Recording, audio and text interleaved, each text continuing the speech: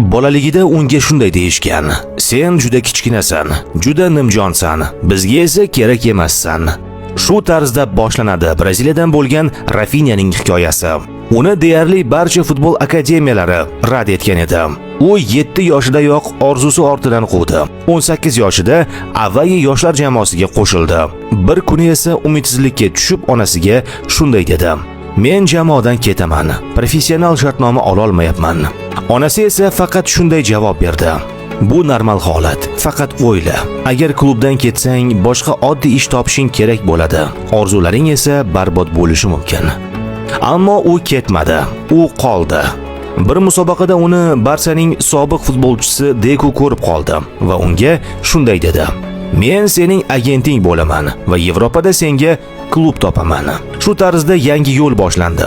Orzu amalga oshdi, lekin haqiqat qiyin edi. Xavi bilan murabbiylik ziddiyati, ispan matbuotidagi tanqidlar, uning Al Hilolga 100 million funtga transfer qilinish haqidagi mishmishlar tarqaldi. Klub uni sotishga tayyor edi, ammo u ketishni istamadi.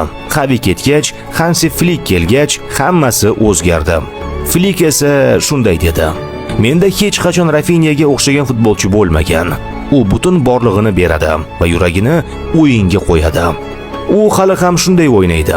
Go'yo hayoti shundan iboratdek."